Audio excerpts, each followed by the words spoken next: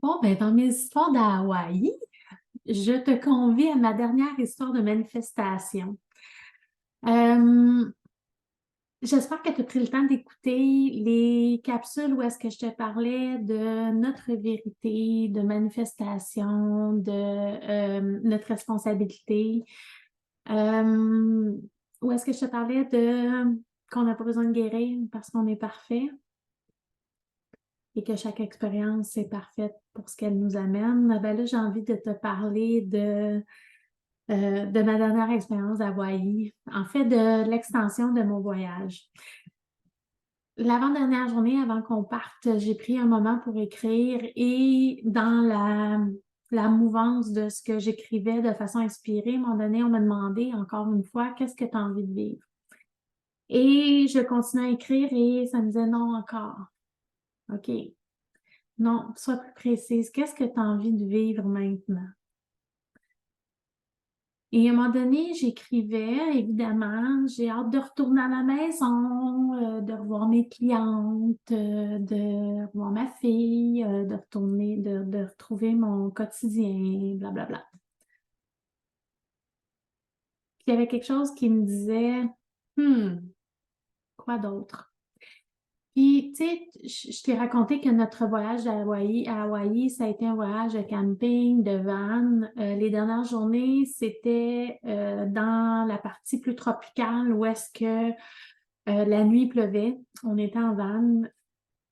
C'était super le fun, mais sincèrement, je vais partir de façon plus légère, mais autrement la prochaine fois. J'avais des shorts de jeans, des trucs qui séchaient pas. C'était particulier. On vivait un peu euh, dans l'humidité, avec les oreillers qui étaient mouillés, puis tout ça. La dernière journée, on s'en allait vers l'auberge de jeunesse. Je savais qu'il ferait très chaud parce qu'il n'y avait pas l'air climatisé à l'auberge de jeunesse, mais j'avais hâte d'être dans le sec quand même, puis de faire vraiment sécher mes choses. Puis ce que ça me disait, oui, mais qu'est-ce que tu as envie maintenant? Puis il y avait quelque chose de moi d'être la bonne fille, de dire, d'assumer complètement les choix que j'avais faits de faire du camping, puis de dire, ben non, c'est beau. Puis ça me disait, oui, mais si personne ne te jugeait, si personne ne te regardait, si Dieu ne te regardait pas, qu'est-ce que tu voudrais vraiment?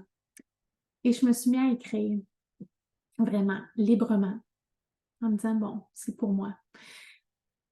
Et là, ce que ça me disait, c'est, j'ai envie, tu sais, j'ai vécu le camping, ça a été super, puis tout, mais j'aurais envie de quelques jours de plus en vacances pour juste comme faire la transition. Je suis pas prête à partir tout de suite, pas dans 2 semaines, mais peut-être quelques jours de plus. Puis, j'aurais envie aussi d'une chambre d'hôtel avec des draps doux, l'air climatisé, d'un bon repas où est-ce que on me sert avec quelqu'un de sympathique, une belle robe, puis un bon moment avec mon chum. Là, je me suis dit, ouais, ça va pas vraiment avec tout ce que j'ai comme voulu pendant ce voyage-là, mais ouais, à ce moment-là, c'est ça que j'avais envie. J'ai fermé mon cahier.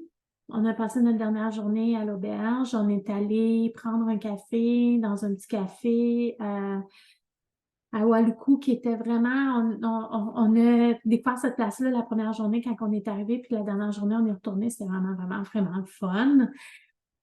Puis, je disais à mon chum, ah, on part ce soir, hein?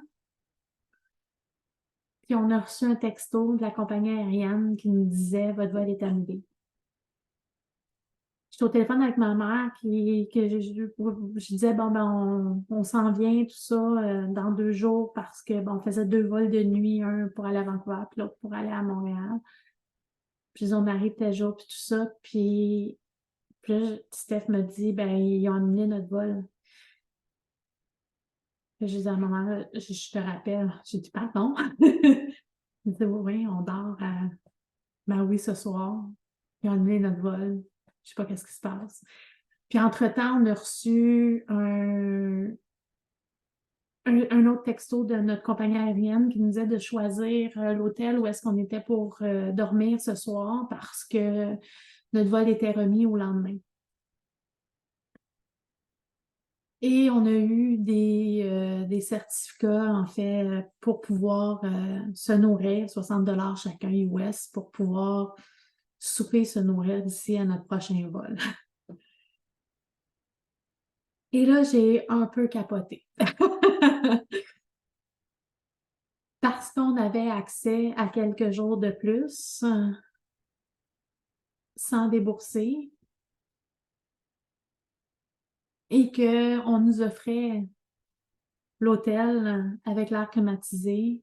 Ah, puis j'avais dit aussi dans ce que j'avais envie, c'était cool la mer, là, mais le sable, puis tout ça. Il me semble que j'aurais le goût d'une belle piscine, là. Ben, c'est ça qu'on a eu. Une belle piscine, la vue sur la mer. C'était pas le gros luxe fou, là, mais juste assez avec l'air climatisé, un super beau lobby où est-ce qu'on est allé prendre un kombucha le soir. Puis 2 jours de plus pour faire la transition. Puis le lendemain, quand il a fallu réserver nos places, on s'est aperçu qu'ils ne nous avaient pas bookés à la même place. Donc, moi, j'étais supposée de passer par Edmonton avant de revenir à Montréal et mon chum par Toronto. Et on a rappelé pour dire que c'était pour nous, ça ne fonctionnait pas. Fait qu'on s'est retrouvés finalement à prendre l'avion pour Vancouver et d'avoir une autre chambre d'hôtel au Hilton à Vancouver sur le bras de la compagnie aérienne avec des certificats pour manger aussi pendant cette journée-là et pouvoir visiter Vancouver et faire un seul vol de nuit. Et on a réussi même à être assis ensemble dans ce vol-là de retour. Donc, 2 chambres d'hôtel, dont une hyper luxueuse et tout ce qu'il faut pour avoir un bon repas, se faire servir, être relax, avoir le temps de visiter Vancouver et de revenir de façon plus légère, tranquillement, pas vite, vers Montréal. Ça a été une bien belle manifestation. Parce que ça n'a rien enlevé à toute l'expérience extraordinaire que j'ai vécue en camping, puis que j'ai appréciée fois 1000. Mais que je peux aussi avoir envie de vivre une journée ou 2 dans un hôtel avec des draps secs, doux, propres, l'air climatisé, puis la piscine. J'ai le droit aussi. Ce que je me permettais pas, parce que pour moi, c'était incohérent avec ce que j'avais eu envie de vivre, mais ça ne l'était pas parce que je suis multifacette et que j'aime aussi expérimenter l'hôtel et les bons repas et que j'aime expérimenter aussi les food trucks, les bouffes sur le bord d'une table à pique-nique avec les poules, puis le bruit des vagues, puis les étoiles pendant qu'on dort. Tout est possible. Je l'ai vécu. Pour vous autres, c'est peut-être une petite affaire, mais pour moi, ça a été une grosse affaire. Ça a été une grosse affaire parce que ça m'a montré à quel point que lorsque je me permettais d'être dans ma vérité, que j'enlevais toutes les couches de vouloir mériter quelque chose ou correspondre à quelque chose de cohérent ou me permettre, bon, quand j'enlevais tout ça puis que je me connectais à ce que j'ai envie vraiment puis que ça vibrait puis ça fait Ah! Et ça se passe maintenant. C'est sûr que cette vibration-là me permettait d'avoir accès à cette connexion-là directe avec mon cœur. Le défi maintenant, c'est de continuer. Ici maintenant, avec vous autres, de vous donner vous autres aussi accès à cette version-là qui est libre complètement. Il y a beaucoup ce mot-là qui revenait. On est beaucoup plus libre que l'on pense. Et j'ai envie de vivre cette liberté-là et j'ai envie de vous la faire vivre aussi à travers votre vie, à travers votre business, à travers ce que vous créez. de vous permettre de trouver ce chemin-là à l'intérieur de vous pour trouver cette liberté-là d'être l'être multifacette, de trouver votre vérité, ce que vous voulez expérimenter, qui change et qui évolue. Donnez le droit d'honorer tout ce que vous êtes, tout ce que vous voulez expérimenter, de faire vibrer vos désirs profondément à l'intérieur de vous pour les faire se manifester dans votre vie matérielle.